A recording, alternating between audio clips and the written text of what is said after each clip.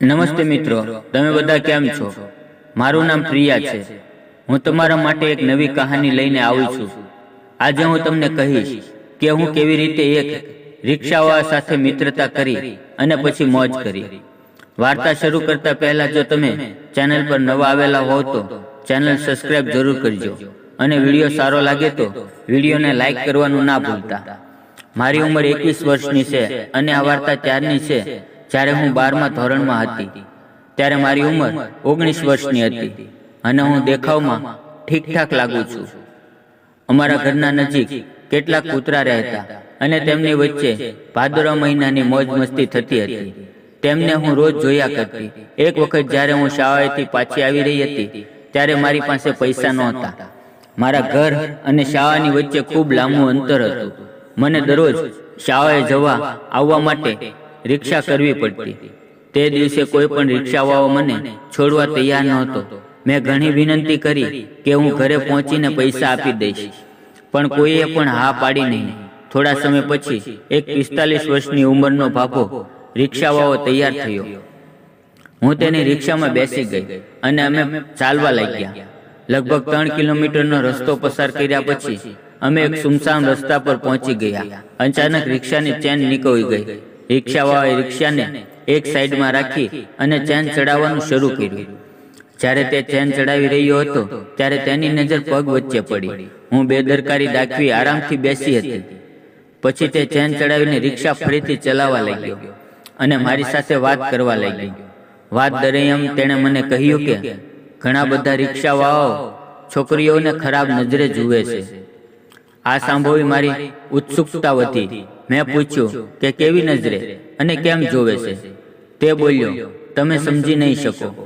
મેં કહ્યું, તમારે મને સમજાવવું જોઈએ જેથી હું આ બધાનું ધ્યાન રાખી શકું. તે બોલ્યો, તમે ખોટું માની જશો. મેં કહ્યું, હું ખોટું નથી માનતી, પ્લીઝ મને જણાવો. તે બોલ્યો, તેઓ એવું કહે છે કે સફેદ છોકરીઓના વાળ ભૂરા હોય છે, કાળા નથી હોતા. હું બોલી, ના, એવું તો કશું નથી. તે બોલ્યો, તો કેમ હોય છે? હું બોલી, કાકા, તે કાળા જ હોય છે. રિક્ષાવાળો બોલ્યો, હું માનતો નથી. મેં તો વર્ષોથી એ જ સાંભળ્યું છે. મને સમજાઈ ગયું કે તે ઈરાદાપૂર્વક આ બધું કહી રહ્યો હતો. હવે હું પણ ઈચ્છતી હતી કે તે મારી સાથે આવી જ વાતો કરે. હું બોલી, તમે જે સાંભળ્યું હોય તે ઠીક, પણ હું તો એક છોકરી છું. મને તો ખબર જ છે કે કેવો કલર હોય છે. તે રિક્ષાવાળો બોલ્યો, શું તમે મને બતાવી શકો છો? હું બોલી, નહીં. તમે આ કેવી વાતો કરી રહ્યા છો? થોડી વાર માટે તે કંઈ બોલ્યો નહીં. 1 મિનિટ પછી તેણે કહ્યું, જો તમે ઈચ્છો તો હું તમને મફતમાં ઘરે છોડી દઈશ. હું કોઈ ભાડું નહીં લઉં. બસ એકવાર મને જોવા દેવું પડશે.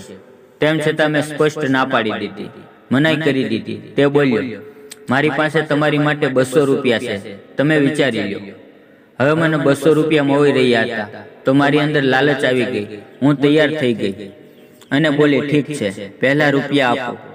આ સાંભળી તેણે રિક્ષાને રોકી દીધી અને તેણે ખિસ્સામાંથી 200 રૂપિયા કાઢી મને આપી દીધા. મેં તેને પૈસા મારા બેગમાં રાખી લીધા.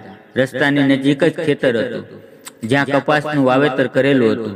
તેણે કહ્યું, ખેતરમાં ચાલો, અહીં રસ્તા પર જોખમ છે.